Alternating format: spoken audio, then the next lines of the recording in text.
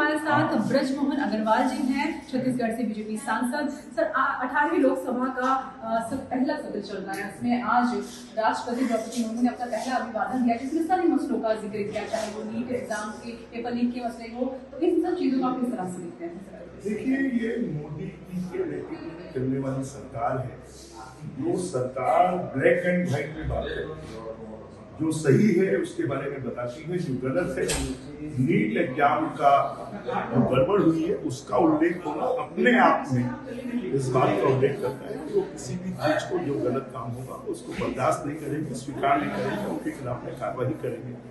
और मोदी जी की जितनी भी योजनाएं हैं, चाहे वो सक्षम भारत बनाने का हो, चाहे वो भारत को विकसित भारत बनाने का मामला हो, चाहे फिर वो युवा, महिला, किसान और गरीब की उन्नति का मामला हो, चाहे फिर वो हमारे विदेशों के साथ में जो हमारे नेबरिंग देश हैं उनके साथ में संबंध बनाने का मामला हो, सभी मामलों में राष्ट्रपति जी के अभिभाषण में उल्लेख किया गया है। उसने 10 सालों के कामों का उल्लेख किया गया है और ये निश्चित रूप से मोदी सरकार के पिछले 10 सालों के कामों का एक लेखा जोखा था और आने वाले समय पर क्या काम करने वाले हैं इसके बारे में उसने बताया है। तो ये मोदी जी की सरकार का एक विजन डॉक्यूमेंट राष्ट्रपति जी का भाषण।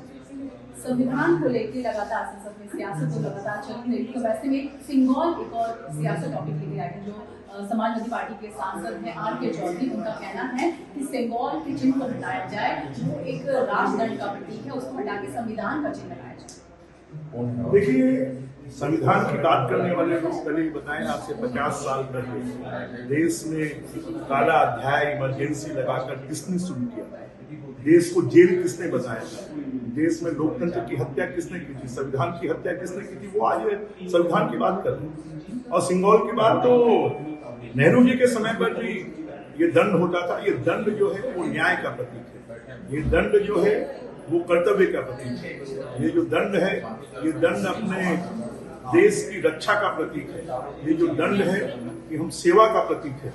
और ये राजदंड नहीं है, ये धर्म दंड है कि अगर धर्म का नियंत्रण राजनीति पर होगा तो निश्चित रूप से राजनीति में गलत काम नहीं होंगे और सेवा के काम होंगे। और इसलिए इस प्रकार की बात करने वाले लोग, मुझे लगता है कि शायद वो ये समझते ही नहीं है कि सिंबल क्यों लगाए। संसद में आपातकाल को लेकर जब इसका जिक्र चल रहा था, तब देखा गया कि इंडिया ब्लॉक के जो नेता हैं उसमें एकता नहीं देखी गई। यहाँ पे जो दूसरी पार्टी जो समाजवादी के थे उन्होंने सहयोग दिया, तो वही कांग्रेस कहीं पिछड़ी भी नजर आई। देखिए,